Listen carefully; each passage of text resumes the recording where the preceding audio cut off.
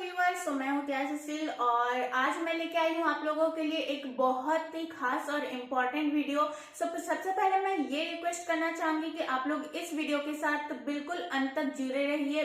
पूरा वीडियो आप लोगों को बहुत बेनिफिट देने वाला है, क्योंकि मैं आप लोगों को यहाँ पे 5 या 6 क्वेश्चन ऐसे बताने वाली हूँ जो आप लोगों के लिए एग्जाम में बहुत ज्यादा मायने रखते हैं। ठीक है, बहुत ज्यादा मायने रखते हैं और सभी क्वेश्चन जो है वो 5 मार्क्स के लिए पूछा जाता है। 5 मार्क्स के लिए पूछा जाता है, तो मैं क्वेश्चन भी बताऊंगी और उसको सॉल्व करके भी समझाऊंगी, तो आप लोग बने रहिए। चलिए सबसे पहले क्वेश्चन नंबर 1 की तरफ बढ़ते हैं, जो कि बेहद इंपॉर्टेंट है और 5 मार्क्स के लिए आप लोगों के लिए पूछा जाता है। ठीक है, सो देखिए मैंने यहाँ पे क्वेश्चन लिखा है, इंपॉर्टेंट है, अच्छे से समझे, मैं समझा रही हूँ।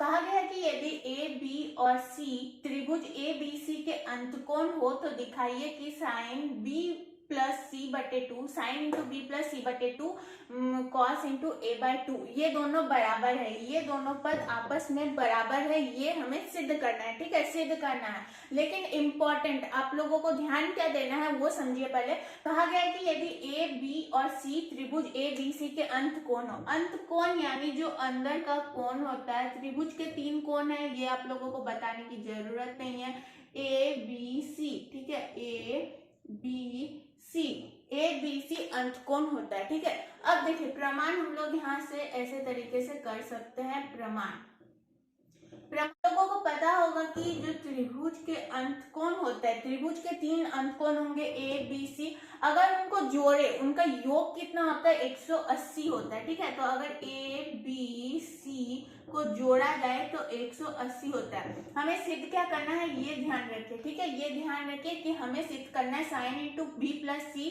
बटे 2 बराबर कॉस इंटू ए बाय 2, ये हमें सिद्ध करना है। तो a प्लस बी प्लस सी बराबर 180, तो ये जो हमें समीकरण मिला है, तो हम इस समीकरण को क्या कर सकते हैं, समीकरण के दोनों पदों को 2 से भागा दे सकते हैं। तो हम लोग यहाँ पे लिखेंगे कि समीकरण के दोनों पदों को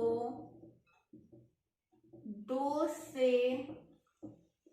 भागा देने पर, ठीक है, समीकरण के दोनों पदों को 2 से भागा देने पर तो क्या हो जाएगा, समीकरण के दोनों पदों को 2 से भागा देंगे तो a बाई 2 हो जाएगा, b को भी 2 से भागा देंगे, c को भी 2 से भागा देंगे और इधर 180 को भी 2 से भागा देंगे। समीकरण के दोनों पदों को हमने 2 से भागा दे दिया। ठीक है, अब इसको थोड़ा सा सॉल्व कर लेते हैं। सॉल्व करेंगे, इन दोनों के बीच हम लोग लेंगे लॉस। ठीक है, इन दोनों के बीच हम लोग लेंगे लॉस, तो यहाँ पे क्या हो जाएगा 2 हो जाएगा और यहाँ पे आ जाएगा b प्लस सी, 180 को 2 से भागा देंगे तो यहाँ पे आ जाएगा 90, और ये जो a प्लस 2 प्लस में था इसको बराबर के इधर लेके जाएंगे तो माइनस में चेंज हो जाएगा। हो गया। अब देखिए ये समीकरण हमें प्राप्त होता है, ये समीकरण प्राप्त होता है तो हम लोग क्या कर सकते हैं, इस समीकरण में हम लोग क्या लिख सकते हैं कि दोनों समीकरण में साइन थीटा लेने पर, ठीक है, दोनों समीकरण में साइन थीटा लेने पर, तो हम लोग यहाँ लिखेंगे दोनों पदों में साइन थीटा लेने पर, ठीक है, दोनों पदों में साइन थीटा लेने पर। ठीक है, तो पहला पद क्या है b प्लस सी बाई 2, तो इसमें साइन थीटा लेंगे तो साइन क्या हो जाएगा, साइन b प्लस सी बटे 2, और यहाँ क्या है 90 माइनस a बटे 2, तो साइन 90 माइनस a बटे 2 हो गया। अब देखिए आप लोगों को पता होना चाहिए, आप लोगों ने बनाया होगा, नहीं पता है तो मैं समझा देती हूँ। देखिए साइन अगर रहता है साइन a बराबर साइन 90 माइनस a, अगर ऐसा रहता है तो इसको हम लोग लिख सकते हैं कि साइन a बराबर साइन 90 माइनस a लिखे हैं तो ये साइन जो है ये कॉस में बदल जाएगा और ये a सिर्फ रह जाएगा। ठीक है, साइन 90 माइनस a को हम लोग लिख सकते हैं कॉस a, ये फॉर्मूला होता है साइन 90 माइनस a बराबर कॉस a। तो यहाँ पे हम लोग जैसे कि यहाँ पे साइन a है तो यहाँ पे हम लोग साइन a है लिख दिए, तो हम लोग यहाँ पे साइन b प्लस सी बटे 2 तो लिख दिए, लेकिन यहाँ पे साइन 90 माइनस a/2 जो है वो साइन जो है ये कॉस में चेंज हो जाएगा और ये सिर्फ a/2 रह जाएगा। ठीक है, तो हमें देखिए क्या प्रूव करना था यहाँ पे कि sine into B plus C by two बराबर कॉस इंटू a/2। यहाँ पे क्या सिद्ध हो गया, sine b plus C by two बराबर cos a/2, cos into a/2 सिद्ध हुआ। इसी प्रकार तो ये जो क्वेश्चन मैंने आप लोगों को बताया है बहुत इंपॉर्टेंट है, 5 मार्क्स के लिए पूछा जाता है, तो 1% का इधर उधर हो सकता है अगर इस क्वेश्चन के बारे में आप लोगों को जानकारी ना हो तो। ठीक है, तो इस क्वेश्चन को आप लोगों को अच्छे से रिवीजन करना है। अब चलिए बढ़ते हैं क्वेश्चन नंबर 2 की तरफ, जो कि बहुत मायने रखता है एग्जाम के लिए। ठीक है, अब चलते हैं क्वेश्चन नंबर 2 की तरफ। तो देखिए क्वेश्चन नंबर 2 यहाँ पे आप लोगों के सामने है। कहा गया कि DE समांतर है BC है, DE जो समांतर है वो BC है, यानी यहाँ पे दो आकृति आप लोगों को दिख रहा है। ठीक है, क्वेश्चन इंपॉर्टेंट है, अच्छे से समझिए कि DE जो है वो समांतर है BEC के, सॉरी BC के। DE जो समांतर है वो BC के। आप लोगों को थेल्स प्रमेय याद होगा कि जब कोई तीसरी भुजा या फिर जब कोई रेखा त्रिभुज के दोनों भुजा को विभाजित करती है तो वो तीसरी भुजा के समांतर होती है। देखिए ये जो DE है वो किसको किसको प्रतिच्छेद कर रही है, AB को और AC को। तो इस हालत में DE जो है वो BC के समांतर है, DE जो है वो BC के समांतर है। और इसी सिचुएशन में हम लोग लिख सकते हैं थेल्स प्रमेय से, आप लोग लिख सकते हैं कि थेल्स प्रमेय से, ठीक है, थेल्स प्रमेय से अगर कहा गया कि DE समांतर है BC के तो EC और AD निकालिए। यहाँ से हमें EC निकालना है और यहाँ से हमें AD निकालना है। ठीक है, EC और AD हमें निकालना है।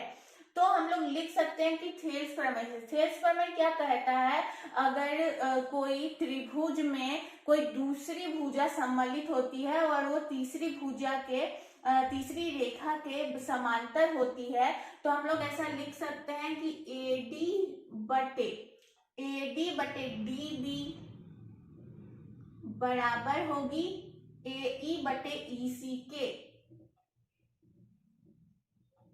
ठीक है, ये हो गया थेल्स प्रमेय से। ये आप लोगों को सिचुएशन याद रखना है।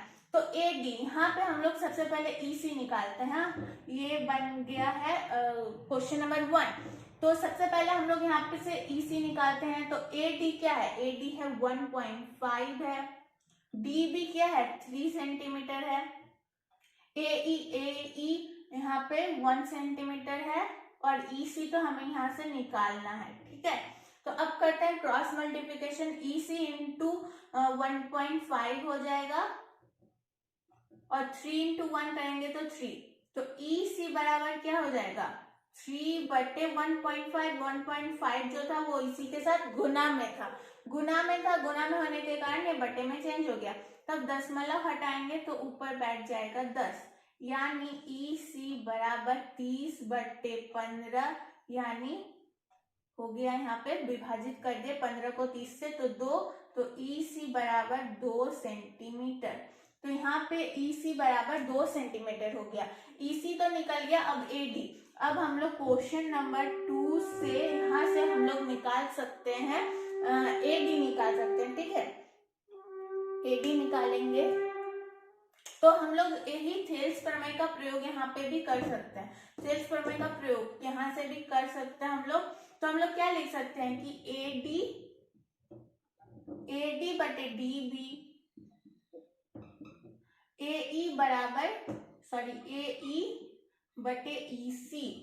जब सिचुएशन ऐसा रहे कि त्रिभुज में कोई दूसरी रेखा इस तीसरी रेखा या फिर किसी भी रेखा का समांतर होती है तभी हम ये सिचुएशन लिख सकते हैं। ठीक है, और हम लोग यहाँ पे लिखेंगे थेल्स प्रमेय से।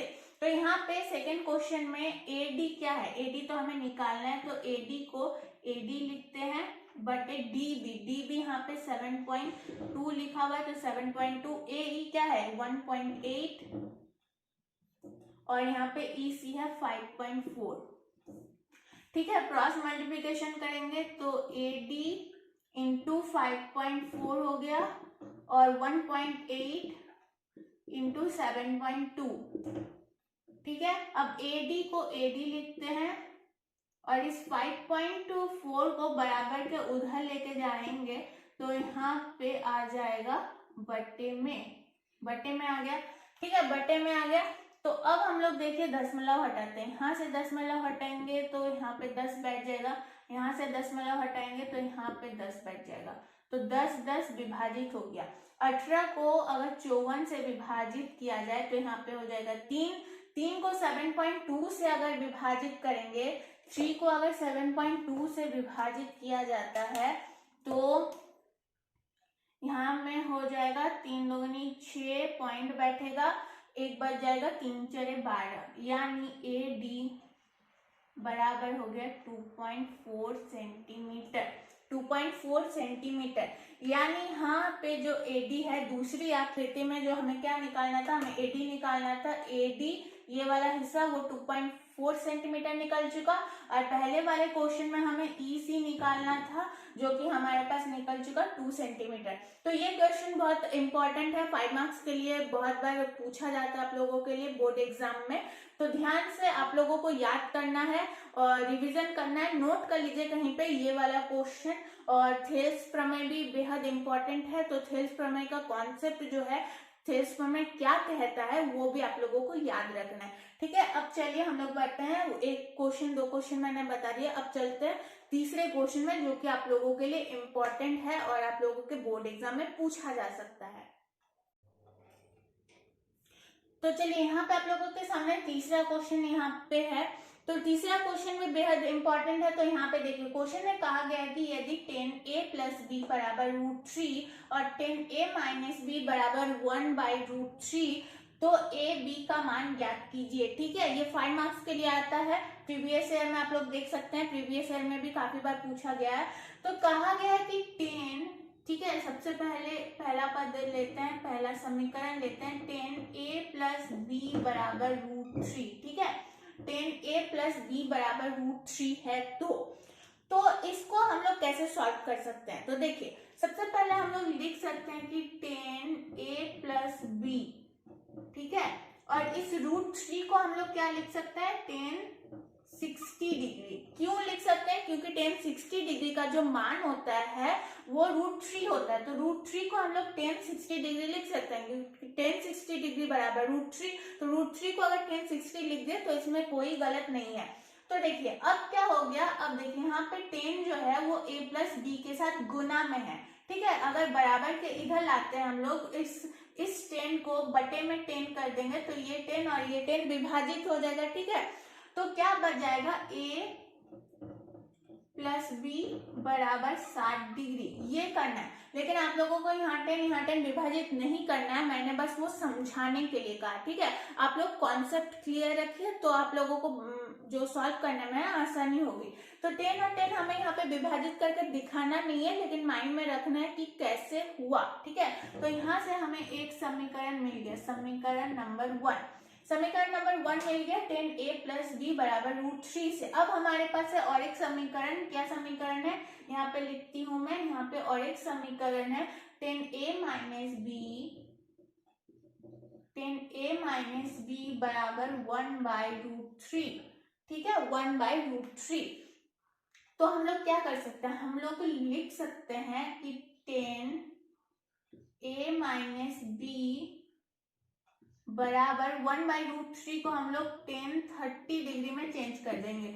यहाँ जैसे हमने √3 को 1060 लिखा, यहीं पे हम लोग 1/√3 को 1030 डिग्री लिख सकते हैं क्योंकि 1030 डिग्री का जो मान होता है, फॉर्मूला होता है, वो 1/√3 होता है। तो यहाँ पे जैसे 10a प्लस बी बराबर 1060 लिखे और यहाँ a प्लस बी बराबर 60 डिग्री लिखे, तो यहीं पे हम लोग a माइनस बी बराबर 30 डिग्री लिख सकते हैं और ये बन गया समीकरण नंबर 2। 10 और 10 विभाजित हो जाएगा आपस में, तो a माइनस बी बराबर 30 डिग्री ही बचेगा। तो समीकरण नंबर 2। ठीक है, अब समीकरण नंबर 2, समीकरण मिल गया हमें, समीकरण 1 और समीकरण 2। अब समीकरण नंबर 1 और समीकरण नंबर 2 को लेके इसको आगे बढ़ाते हैं। समीकरण नंबर 1 में क्या है, ए प्लस बी बराबर 60 डिग्री। ठीक है, समीकरण नंबर 1। समीकरण नंबर 2 में क्या है, ए माइनस बी बराबर 30 डिग्री।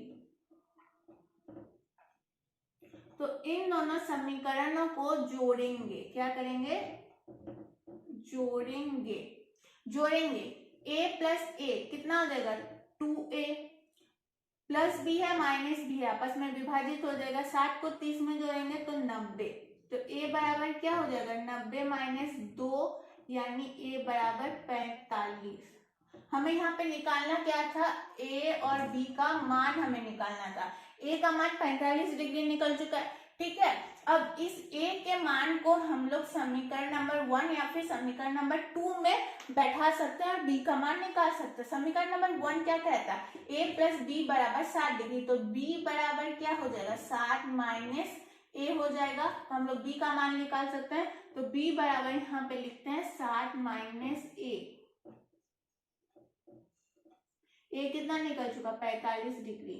तो b बराबर कितना हो जाएगा, 15 डिग्री। तो यहाँ पे निकल चुका, यहाँ पे निकल के आ चुका है a बराबर 45 डिग्री, b बराबर 15 डिग्री। हमें a b का मान ज्ञात करना था।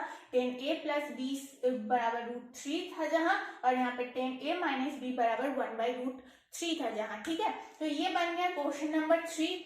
ठीक है, बेहद इंपॉर्टेंट है, 5 मार्क्स के लिए पूछा जा सकता है। आई होप आप लोगों को समझ में नहीं आ रहा होगा। अगर नहीं आ रहा है तो आप लोग कमेंट बॉक्स में कमेंट करना, और मेरा इंस्टा का अकाउंट दिया हुआ है डिस्क्रिप्शन में, उसका लिंक दिया हुआ है, वहां पे भी आप लोग कांटेक्ट कर सकते हैं। ठीक है, तो यहाँ पे क्वेश्चन नंबर 3 बन चुका है। अब चलिए क्वेश्चन नंबर 4 के लिए चलते हैं, जो कि 5 मार्क्स के लिए पूछा जाता है। तो क्वेश्चन नंबर 4 भी इंपॉर्टेंट रखता है आप लोग के लिए बोर्ड एग्जाम में। तो चलिए आगे बढ़ते हैं। अब चलिए आप लोगों के सामने क्वेश्चन नंबर 4 यहाँ पे है। तो कहा गया है कि विभाजन एल्गोरिथम का प्रयोग करें। हमें यहाँ पे विभाजन करना है यानी भाग देना है। ठीक है, तो यहाँ पे भाज्य है यानी px है, x³ minus 3x² plus 5x minus 3।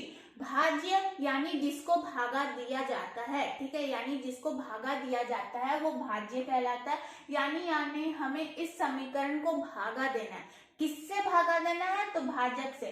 जिससे भागा दिया जाता है उसको भाजक कहा जाता है। हमें किससे भागा देना है, x² माइनस 2 को। किसको भागा देना है, x³ minus 3x² plus 5x minus 3 को। ठीक है, चलिए एल्गोरिथम, विभाजन एल्गोरिथम का प्रयोग करना है। आप लोगों को अगर नहीं पता इस विधि के बारे में तो चलिए सीख लेते हैं जल्दी से।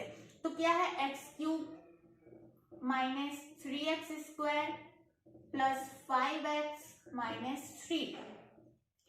हमें इसको भागा देना है x² माइनस 2 से। ठीक है, तो आप लोग जब भी भागा दीजिएगा किसी भी समीकरण को, अगर द्विघाती समीकरण, द्विघाती बहुपद समीकरण में देखेगा तो आप लोगों को एक बात नोटिस करना है कि जो समीकरण है वो स्टैंडर्ड फॉर्म में है या नहीं। तो स्टैंडर्ड फॉर्म में है, स्क्वायर पहले है, फिर अचर पद है, तो यहाँ भी क्यूब है, फिर स्क्वायर है, फिर ये पद है। ठीक है, तो ये स्टैंडर्ड फॉर्म में है, तो हमें चेंजेस लाने की कोई जरूरत नहीं है। अब चलिए सीधे तौर पर हम लोग करते हैं विभाजन। तो सबसे पहला पद आप लोग देखिए, सबसे पहला पद यहाँ पे x² है, यहाँ पे x³ है।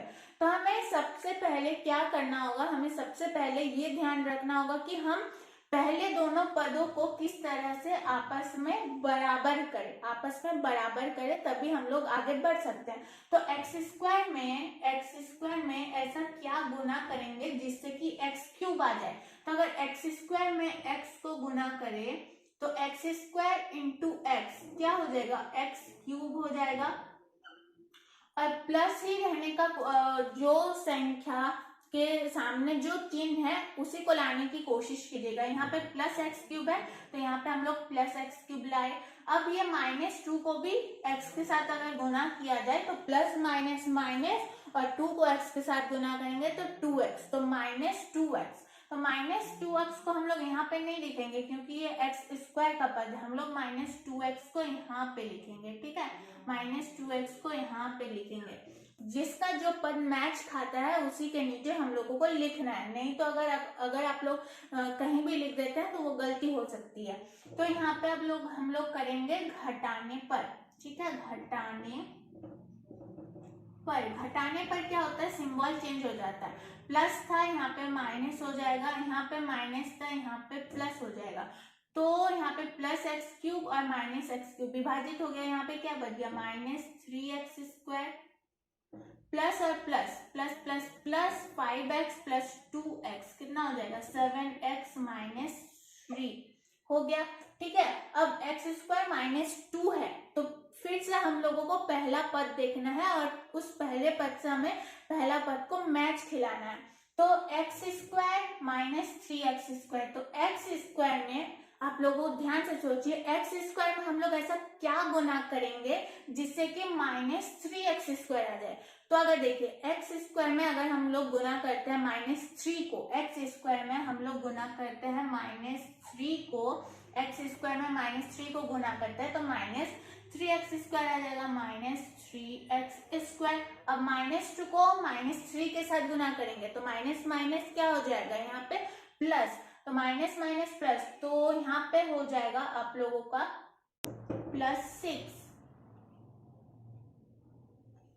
फिर से घटाने पर करेंगे तो घटाने पर क्या होता है, सिंबल चेंज हो जाता है, सिंबल चेंज हो जाता है। तो प्लस था, ये सॉरी माइनस था तो प्लस और प्लस था तो minus, minus 3x square plus 3x square विभाजित हो गया, यहाँ पे क्या बच गया, 7x प्लस 7x और माइनस माइनस क्या हो जाएगा, यहाँ पे माइनस माइनस प्लस हो जाएगा, तो यहाँ पे चिन्ह किसका रहेगा, माइनस का, तो -10, तो 7x माइनस 10। अब एक्स स्क्वायर से ये जो पद है ये छोटा होगा क्योंकि यहाँ पे स्क्वायर है और यहाँ पे सिर्फ x है, तो ये आगे विभाजित होगा नहीं। ठीक है, तो यहाँ पे हमें भागफल मिल गया x माइनस 3, शेषफल मिल गया 7x माइनस 10। विभाजन एल्गोरिथम का प्रयोग हमने किया है और ये जो क्वेश्चन है इंपॉर्टेंट है, 5 मार्क्स के लिए पूछा जाता है। तो चलिए क्वेश्चन नंबर 4 भी मैंने बता दिया और एक क्वेश्चन मैं बता देती हूँ किसी दूसरे चैप्टर से, तो जो कि बेहद इंपॉर्टेंट होगा। तो चलिए अब आगे बढ़ते हैं क्वेश्चन नंबर 5 की तरफ। अब चलिए आप लोगों के सामने क्वेश्चन नंबर 5 उपस्थित है। तो यहाँ पे एक आप लोगों को आकृति दिख रही होगी, आकृति है, यहाँ पे एक आप लोगों को एक त्रिज्याखंड दिख रहा होगा, वृत्त त्रिज्याखंड, और यहाँ पे आप लोगों को एक त्रिभुज दिख रहा होगा। ठीक है, अब चलिए क्वेश्चन को पढ़ते हैं फिर आकृति की तरफ आगे बढ़ेंगे। क्वेश्चन में कहा गया है कि छायांकित भाग का क्षेत्रफल ज्ञात कीजिए। तो ये जो पूरी आकृति है वो पूरी तरीके से छायांकित है, तो हमें इस पूरी आकृति का ही क्षेत्रफल निकालना है। ठीक है, तो जहां 6 सेंटीमीटर त्रिज्या वाला एक वृत्तीय चाप है, तो 6 सेंटीमीटर यहाँ से यहाँ तक की जो दूरी है वो 6 सेंटीमीटर की है, यानी इस वृत्त की जो त्रिज्या है वो 6 सेंटीमीटर है और 12 सेंटीमीटर भुजा का एक समबाहु त्रिभुज है। 12 सेंटीमीटर, ये जो समबाहु त्रिभुज आप लोग को दिख रहा है ये 12 सेंटीमीटर का समबाहु त्रिभुज है।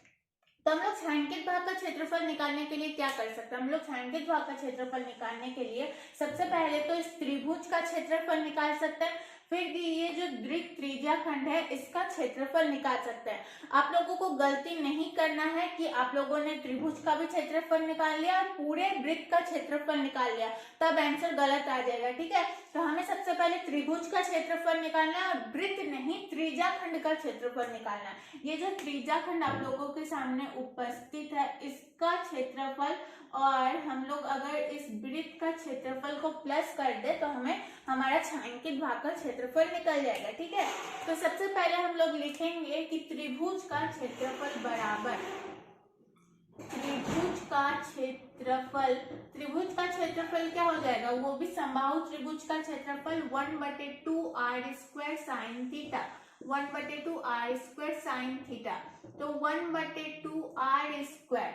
समबाहु त्रिभुज का निकाले तो r² यानी r भुजा क्या है 12 है, तो 12, तो r² है यानी 12 × 12 साइन थीटा, थीटा की जगह हम लोग यहाँ पे साइन 60 डिग्री भी लिख सकते हैं क्योंकि यहाँ पे जो कोण बन रहा है वो 60 डिग्री का है। ठीक है, 60 डिग्री का समबाहु त्रिभुज है, देखिए समबाहु त्रिभुज है तो समबाहु त्रिभुज 60 डिग्री का होता है।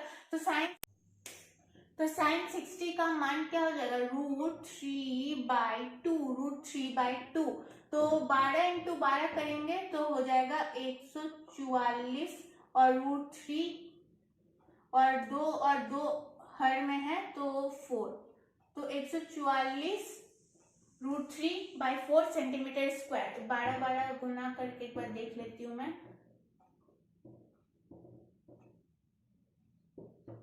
हाँ जी 144 हो जाएगा, ठीक है। 144√3/4 सेंटीमीटर स्क्वायर, ये निकल गया है त्रिभुज का क्षेत्रफल। अब हमें क्या निकालना है, समबाहु त्रिभुज का क्षेत्रफल। तो यहाँ पे हम लोग लिखेंगे, सॉरी त्रिभुज का क्षेत्रफल तो निकल गया, अब हमें दीर्घ त्रिज्याखंड का क्षेत्रफल निकालना है। दीर्घ त्रिज्याखंड का क्षेत्रफल निकालने के लिए हम लोग लिखेंगे यहाँ पे दीर्घ त्रिज्याखंड का क्षेत्रफल बराबर, आप लोगों को त्रिज्याखंड का क्षेत्रफल पता होना चाहिए। दीर्घ त्रिज्याखंड हो तो भी क्षेत्रफल का सूत्र जो होता है वो होता है θ/360 पाई आर स्क्वायर थीटा। अब देखिए आप लोगों को पता होगा पूरे वृत्त का मान जो होता है, पूरे वृत्त का कोण कितना होता है, 360 होता है। तो अगर यहाँ पे 60 डिग्री ऑलरेडी उपस्थित है इस त्रिभुज के लिए, तो कितना बच गया 300। तो 300 ये वाला जो दीर्घ त्रिज्याखंड का कोण है वो कितना है 300। हम लोग लिखेंगे 300/360 यानी θ/360 पाई आर कितना हो गया, त्रिज्या कितना है 6 सेंटीमीटर, मैंने क्वेश्चन के शुरुआत में ही बताया था। θ/360 पाई आर स्क्वायर, ठीक है, आर स्क्वायर। तो इसको विभाजित करते हैं, 360 को सबसे पहले 6 से विभाजित करते हैं, तो 6 छके 36 और 0, फिर 6 से डिवाइड करेंगे तो यहाँ पे हो जाएगा 10, तो फिर 10 और 300 हो गया 30 और 30 को 22 के साथ गुना करेंगे तो यहाँ पे लिखती हूँ मैं, 30 को 22 के साथ गुना करेंगे तो 660 और यहाँ पे हर में बच गया है 660/7, ठीक है। तो यहाँ पे त्रिभुज का क्षेत्रफल निकल के आ गया 144√3/4 सेंटीमीटर स्क्वायर और यहाँ पे दीर्घ त्रिज्याखंड का क्षेत्रफल निकल के आ गया 660/7। अब हमें छायांकित भाग का क्षेत्रफल निकालने के लिए क्या करना पड़ेगा, इन दोनों त्रिभुज के क्षेत्रफल को प्लस करना पड़ेगा, ठीक है। यहाँ पे क्वेश्चन में मैंने इरेज कर दिया। छायांकित भाग का क्षेत्रफल निकालने के लिए हम लोग इस त्रिभुज के क्षेत्रफल को प्लस करेंगे, तो 144√3/4 और यहाँ पे दीर्घ त्रिज्याखंड का क्षेत्रफल कितना निकल गया 660/7। तो ठीक है, तो अब देखिए यहाँ पे हम लोग क्या कर सकते हैं, 144 है तो यहाँ पे विभाजित कर देते हैं